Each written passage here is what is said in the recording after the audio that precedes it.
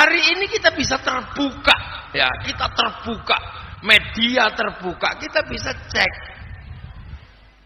Ngototnya orang-orang ini yang mau berbicara khilafah, itu negara yang berbicara khilafah runtuh. Di mana negara kedatangan ISIS hancur. Irak hancur semua. Libya itu tadinya itu persis kayak surga. Sore-sore orang bakar barbeque di pinggir jalan. Sekarang runtuh. Karena apa? Kena hoa ikut mau bikin khilafah. Nah, anak-anak di sini tiba-tiba mari kita bikin khilafah. Kalau ada yang bilang begitu, polisi bisa langsung tangkap orang itu. Itu. Loh ya, Pak Wakil Bupati bisa instruksikan, ini nggak bener. Iya kan? Afghanistan, negeri yang damai. Begitu di sana itu yang di setiap hari dibicarakan itu harus pakai celana cingkrang, harus pakai jenggot. Wah, akhirnya perang sekarang. Begitu perang, sumber daya alamnya diserahkan kepada Cina dan Amerika. Apa kita tidak belajar yang seperti ini? Sementara kita dengan Pancasila, dengan cara-cara beragama ala Nahdlatul Ulama, ini ala Muhammadiyah itu mampu menjadi tulang punggung kebangsaan, dan bangsa kita hari ini tetap menjadi bangsa yang Arab itu satu bangsa berpecah menjadi puluhan negara, yang Eropa satu bangsa pecah dari puluhan negara, tapi kita puluhan bangsa masih bersepakat dalam satu negara kesatuan Republik Indonesia. Apa ini tidak belajar? Ngaji begini, sampai yang di Suriah diroket, mudah dari roket, mulutan di Afghanistan dibom. Makanya kalau ada yang bilang mulutan bid'ah, itu sampean datangi aja itu orangnya, dudukkan, kasih tumpeng sama ingkung, suruh makan. Ini negeri yang bilang-bilang rusuh di sana sudah. Loh, kita Malaysia, negara tetangga terdekat kita, itu jam 10 malam sudah tidak boleh ada pengajian. Kita sampai jam 3 esuk ilmu blenger sak karepmu bareng ngene. Solawatan. Negeri paling enak. Gitu aja dibikin peraturan, toanya dikecilkan untuk daerah yang campur. Kalau daerah yang sesama muslim mau sonnya 17 terserah. Itu untuk kota-kota sonnya diturunkan. Gitu aja bilang son speaker dilarang. Nggak ada orang larang toa, itu nggak ada. Cuman turunkan suaranya di kampung-kampung yang mayoritas berbeda agama. Lu kan gitu. Nah, ini kan mesti kita buka satu-satu, kita urai. Kenapa kok kita ini tiba-tiba hari ini bisa menjadi muslim yang riang gembira, yang enak. Ini. Nah, ini yang kadang harus kita pahami. Biar apa? Biar kita ini nggak membayangkan seperti orang lain. Dan itu terjadi di semua kehidupan hari ini. Nggak cuma dalam bidang agama. Dalam bidang budaya pun kita ini nggak percaya dengan budaya sendiri. Sudah dikasih rambut hitam bagus-bagus, di merah-merah. Akhirnya kalau kata orang Jawa jadi LKMD, londo kok mengdase. Lihat, LKMD londo kok mengdase. Sudah tahu bagus rambutnya begini, mau gondrong silahkan, mau potong silahkan. Nggak pede kalau nggak pakai rambutnya orang Amerika yang berdiri gini. Itu di Amerika orang Mohawk udah nggak mau pakai rambut celipir itu. Di sini dipakai. Akhirnya kalau kehujanan guling. Udah kepake. Terutama ibu-ibu ini. Ibu-ibu ini hentikan. Pemikiran cantik adalah putih, itu hentikan. Hentikan. Cantik adalah putih, itu hentikan. Orang Palembang lahir procot putih. Tapi orang Jawa lahir procot pasti agak hitam. Makanya biar hitam tambah putih, saya nikah sama orang Palembang. Akhirnya keluarnya lumayan itu di belakang itu. Itu lumayan. Nggak hitam banget kayak saya, walaupun nggak seputih ibunya, nggak apa-apa. Ada peningkatan. Ini sederhana. Itu kalau di dalam agama, sampai nggak pede kalau model Indonesia. Dalam kecantikan pun nggak pede kalau nggak Eropa. Hentikan cantik itu putih, itu hentikan. Karena kalau cantik itu putih sampean percaya, yang Afrika bagaimana? Iya, karena kalau cantik adalah putih, sampean terobsesi untuk menjadi orang putih. Akhirnya apa? Industri pemutih masuk. Ibu-ibu semua beli industri pemutih kulit gitu. Itu berapa miliar dan triliun itu yang dikeruk dari Indonesia karena cantik itu putih. Perusahaan-perusahaan manicure, pedicure, skincare itu semua nawarkan perempuan cantik itu putih. Itu berapa yang harus dikeluarkan oleh bapak-bapak untuk membiayai skincare? Oh ya, nanti nggak cocok karena putih kan. Sementara terus akhirnya beli pemutih. Setelah beli pemutih, orang kita ini nyamuk banyak, luka banyak. Akhirnya beli penghilang luka. Sudah. Kalau sudah lukanya hilang, maka harus tidak ada bulunya.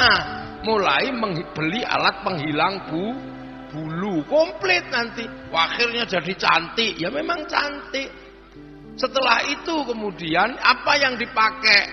Yang dipakai adalah bagaimana keseksiannya terlihat. Akhirnya beli baju-baju sing meletet-meletet nih kok. Loh, ini mata rantai industri sebenarnya. Iya, kalau cantik-cantik bedak Prancis itu cukup lah, tapi gak usah pakai terus. Kalau yang hitam ya hitam aja, nggak apa-apa. Bedaknya agak kecoklatan, eksotis. Nah iya. Itu nanti semua masuk. Setelah itu rambutnya merah, masuk pewarna rambut, penglotok kulit, baju you can see, sendal tinggi. Kalau sudah seperti itu biasanya yang pertama itu gak mau nyusoni anak. Akhirnya anaknya disusoni sapi. Biayanya tingginya luar biasa. Pabrik susu luar biasa mahal. 1 mili susu ibu sama dengan 13 gelas teh kekuatannya. Murah. Meng modal godong katu. Loh, itu sama. Jadi ada sisi-sisi yang lain. Kalau sudah seperti itu biasanya nggak mau ke kebon, nggak mau nguret, nggak mau panen kawe, nggak mau mutil sahang, nggak mau. Sudah akhirnya apa? Tanah terbengkalai. Setelah itu industri masuk jual. Lucu putih itu. Itu dalam kehidupan modern. Dalam kehidupan agama pun kalau kita nggak memikirkan hal seperti itu, semuanya juga akan terbengkalai. Nah inilah. Makanya kita ini harus pelan-pelan kita pikir, iki sakjane apa? Saya kenapa ini saya bicarakan? Karena saya berhadapan dengan perempuan. Kalau saya tidak berhadapan dengan perempuan, ini nggak akan saya bicarakan. Karena nasib baik buruknya bangsa saya tergantung perempuan. Loh, ini tiang negara. Al-mar'atu imadul bilad, idza saluhat saluhal bilad, wa idza fasadat fasadal bilad. Baik buruknya negara itu tergantung perempuan.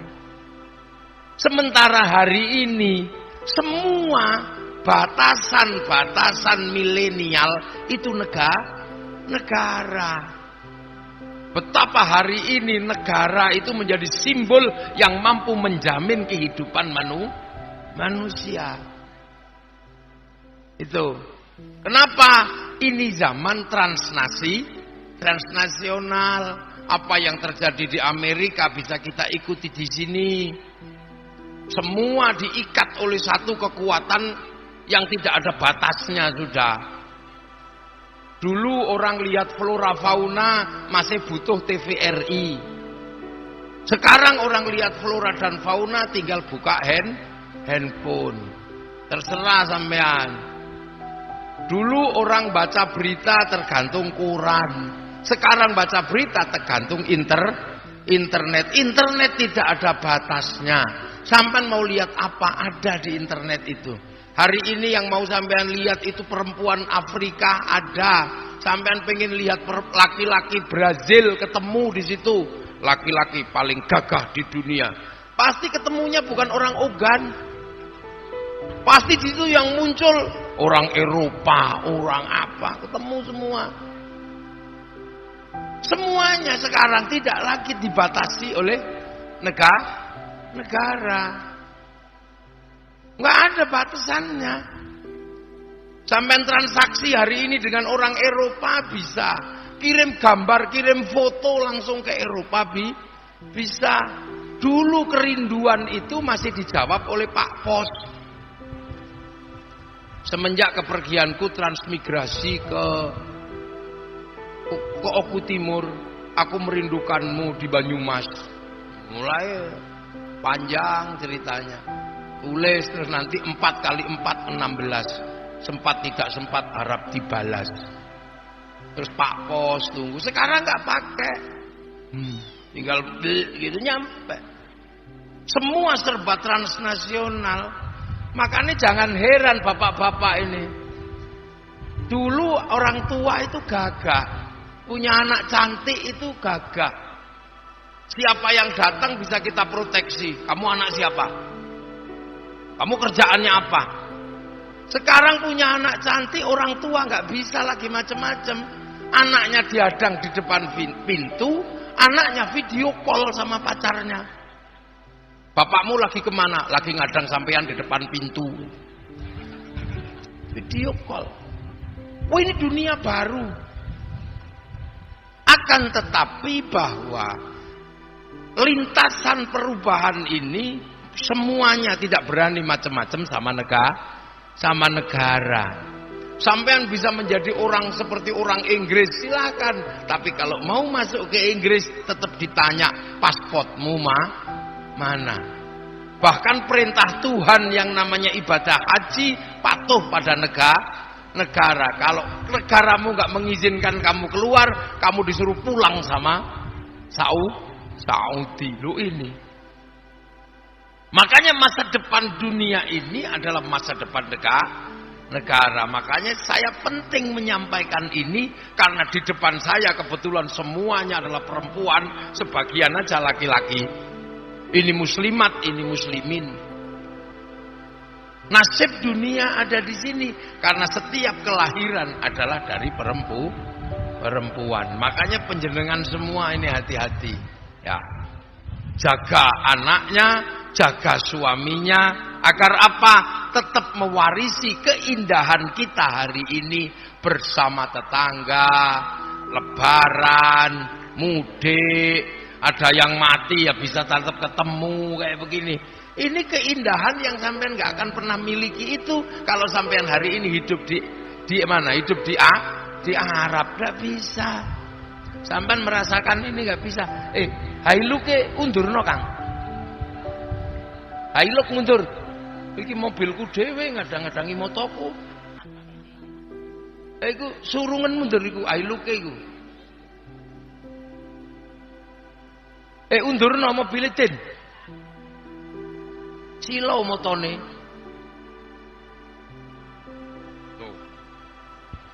Aduh. Oh, malah pas. Sing adoh. Terus. Mundur terus. Nah, wis. Nah, ini penting sekali. Kita pembekalan ini mumpung saya ketemu dengan tiangnya agama, tiangnya negara. Biar nggak lupa. Jadi hari ini media ini mengisi kita untuk sesuatu yang sebenarnya di beberapa negara sudah tertolak. Tapi di sini itu orang lagi semangat-semangatnya. Seolah-olah ini barang baru, ini barang bener. Itu barang kuno yang expired sebenarnya. Sudah lewat. Karena apa? Karena hampir seluruh kaum muslimin pendahulu punya tugas yang sama. Apa tugasnya? Membawa Islam keluar dari jazirah Arab. Untuk apa? Untuk menempuh perjalanan rahmatan lil alamin. Untuk menempuh perjalanan rahmatan lil alamin. Nah, di awal Islam niku rumusnya setunggal. Wa kafa billahi syahida Muhammadur Rasulullah. Rasulullah itu sendirian, dewean. Akhirnya Rasulullah itu ketemu para sahabat. Walladzina ma'ahu. Akhirnya ada orang-orang yang bersama Rasulullah asyidda'u alal kuffar, galak sama orang kafir. Itu adalah orang-orang yang hidup sama Rasulullah. Jadi ketika galak sama orang kafir masih bisa dikontrol karena masih ada Rasulullah. Kamu kalau perang sama orang kafir, jangan kamu rusak tempat ibadah, jangan kamu bunuh orang tua, jangan kamu bunuh ibu-ibu, jangan kamu bunuh anak-anak. Karena waktu itu galak bersama orang kafir masih ada Rasulullah, maka galaknya terkendali. Lah sekarang orang galak sama orang kafir tapi Rasul gak ada, galaknya gak terkendali. Akhirnya gak ada perang, bakar tempat ibadah orang lain. Loh ini loh rumusnya. Itu ayat. Makanya Rasulullah itu orang yang hidup sama Rasul galak sama orang kafir. Tapi terkontrol karena ada Rasul. Kalau sudah ada perjanjian ya sudah. Tidak dikafir-kafirkan lagi. Itu. Bahkan Rasulullah sendiri ketika ngimami itu tidak membaca surat Al-Lahab karena anaknya Abu Lahab sudah menjadi Muslim, dan di belakang Rasulullah anaknya Abu Lahab menjadi makmum. Lu kayak gitu. Jadi galaknya itu terukur karena ada Rasulullah. Setelah fase ini ruhama ubainahum tarohum ruka'an sujada yabtaguna fadlan minallah wa ridwanan simahum fi wujuhim min atharis sujud. Setelah itu ada lahir generasi yang saling mengasihi di zaman Khulafaur Rasyidin. Setelah itu lahirlah orang-orang yang mencari keberkahan, mencari fadilah dari Allah. Artinya apa? Ya semata-mata kadang orang nggak ngerti dalilnya, tapi mau menjalankan. Jadi fadilah minallah, sudah orang begitu mudah diatur. Tidak bersama Nabi tapi diatur mudah. Orang sini nggak ngerti dalilnya bangun masjid, tapi mau bangun masjid. Nggak ngerti dalilnya haji, mau haji. Nggak ngerti dalilnya sholat, mau sholat. Modal makmuman lillahi ta'ala. Jadi lebih gampang diatur orang belakangan ini. Lebih mudah diatur. Di sini nih ada yang nggak bisa baca Quran, tapi mau mondokkan anaknya ke pondok Quran. Di sini tidak semuanya ngerti dalil patuh pada suami, tapi tanpa ngerti dalil semuanya patuh pada suami. suami. Lu ini lebih mudah. Fase ini terjadi. Jangan kemudian dinaikkan kembali. Lu iki apa? Itulah yang terjadi, makanya kemudian waktu itu bergerak keluar dari Arab menggunakan rumus. Masaluhum fit Taurat wa masaluhum fil Injil kazar'in. Islam itu semakin jauh digambarkan oleh Taurat dan Injil. Sebelum Al-Quran sudah digambarkan Islam itu seperti tanaman. Kazar'in, seperti tanaman. Akhraja syat'ahu fa'azarahu fastaghladu fastama'ala suqih yu'jibu zurra'a liyaghidha bihimul kufar. Akhirnya para ulama dulu membawa Islam semakin jauh menggunakan rumus bagaimana membuat Islam seperti tanaman. Maka kemudian tanamannya, nanam syahadat itu seperti apa, nanam sholat itu seperti apa, nanam puasa itu seperti apa, nanam zakat seperti apa, nanam haji seperti apa, beda. Karena begitu Islam itu keluar dari Arab sampai di sini, bahasannya jadi banyak. Yang dibahas itu jadi banyak karena ketemu dengan banyak sekali perbedaan. Urusan hewan yang halal ketika di Mekah itu paling perbincangannya terkait dengan kambing, unta, hewan ini ya, unta. Terus apa? Ya enggak jauh-jauh itu paling sapi. Tapi begitu sampai sini perbincangan hewan, ada perbincangan garangan, ada perbincangan luwak, ada perbincangan labi-labi. Sebelumnya enggak ketemu perbincangan ini halal atau haram, enggak ketemu. Sampai di sini perbincangan iwak baung. Iwak tadi banyak. Menghasilkan disiplin ilmu yang berbeda-beda. Apalagi kalau kemudian perbincangan tentang telegu yang kentutnya bau itu. Kalau di sana belum ada perbincangan telegu, garangan, enggak ketemu. Nah, di sana perbincangannya waktu itu makanan paling kurma sama gandum. Begitu sampai sini mesti memperbincangkan tales, gembili, uwi, tambah banyak. Di sana perbincangan buah itu paling kurma, jeruk, rumman. Rumman itu delima, tin, zaitun. Sampai di sini mesti memperbincangkan duku, rambutan, duren, cipluan. Macam-macam perbincangannya sampai sini. Di sana perbincangan hantu itu cuman minasyaitonir rajim. Sampai sini gendruwo, kuntilanak, gundul pringe, suster ngesot, pocong, tambah banyak. Loh, di sana berbicara agama ketemu Yahudi sama Nasrani. Sampai sini ketemu agama Buddha, ketemu agama Hindu. Nah, ini bagaimana cara menanamnya agar Islam yang jauh bisa tumbuh di negeri yang berbeda-beda, yang semuanya ada. Di sana cerita tentang sungai, itu cerita tentang surga. Jannatin tajri min tahtihal anhar, itu surga karena di sana nggak ada sungai yang mengalir. Sampai di sini semua sungai mengalir. Sungai Musi, Sungai Selabung, Komering, semua sungai banyak.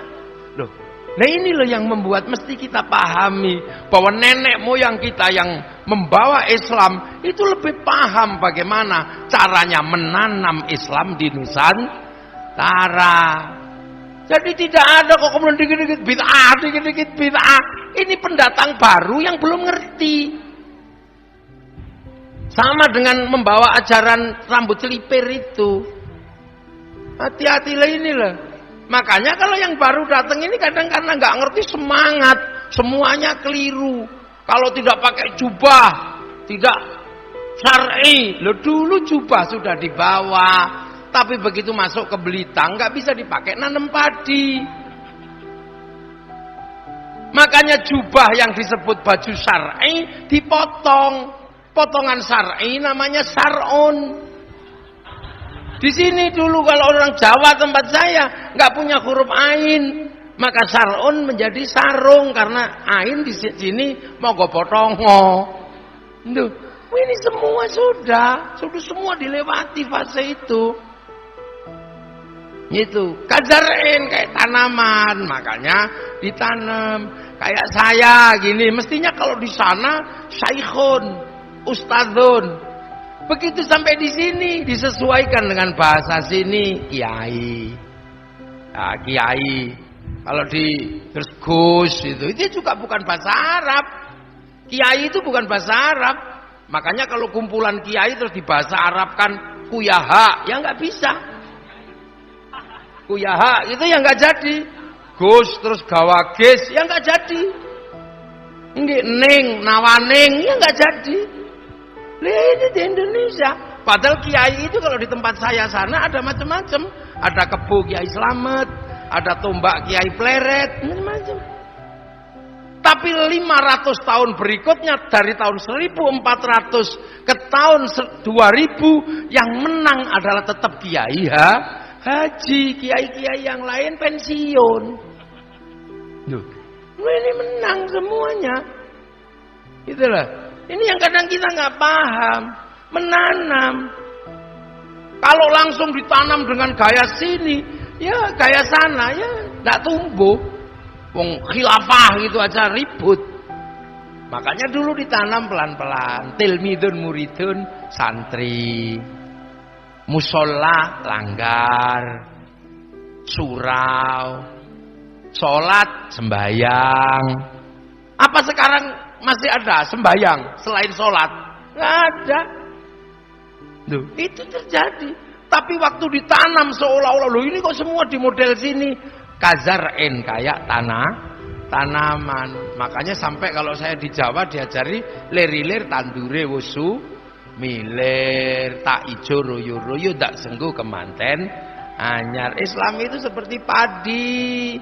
Seperti padi yang ditanam, kalau sudah hijau royo-royo udah banyak, ayo sholat, meneo blimbing, ora kok menek duren, dia karena blimbing blingirnya lima itu, lu ini kan cara nanem.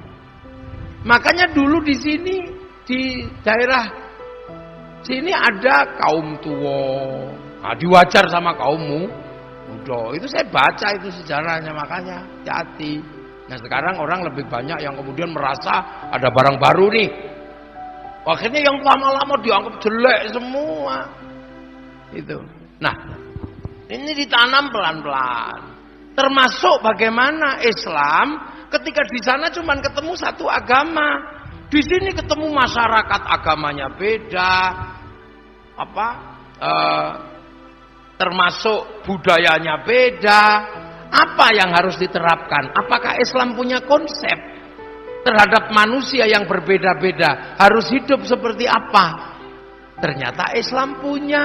Kalau kamu ketemu dengan masyarakat yang berbeda-beda, berbeda agama, berbeda suku, berbeda bangsa, jadilah masyarakat yang saling bertanggung jawab. Rasulullah dengan tegas menyatakan kullukum ra'in wa kullukum mas'ulun an ra'iyati. Kalian semua adalah pemimpin yang saling bertanggung jawab. Jadi semua manusia itu pemimpin dan saling bertanggung jawab. Maka konsep ra'iyah yang dalam bahasa Rasulullah diterapkan untuk masyarakat yang berbeda-beda bernama diserap menjadi bahasa rakyat. Jadi rakyat itu adalah bahasanya Rasulullah. Kullukum ra'in wa kullukum mas'ulun an ra'iyati. Jadi ra'iyah yang sekarang jadi rakyat itu bukan konsep PKI.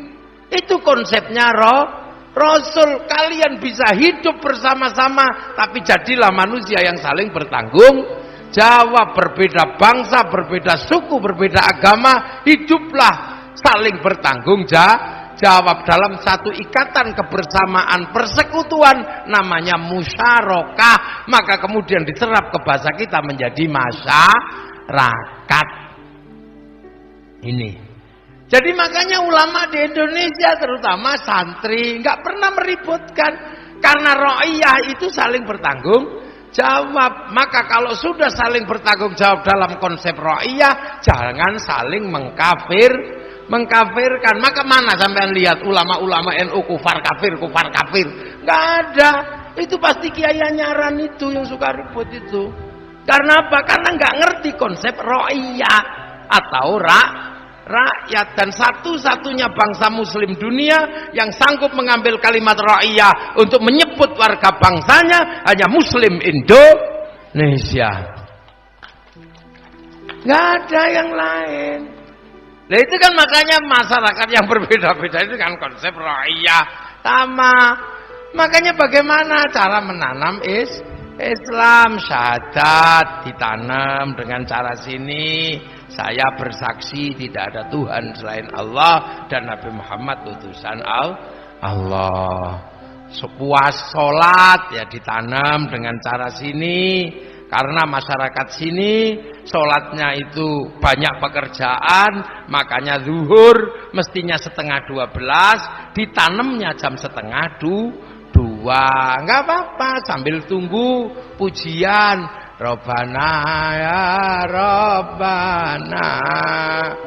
Masih belum datang tombol hati. Itu kan di sana. Kalau masih belum datang capek nunggu ya, diuruki jangan datang. Loh itu setelah sholat tanaman ini biar kuat diajak zikir. Zikir orang sini bahasanya bahasa Semende.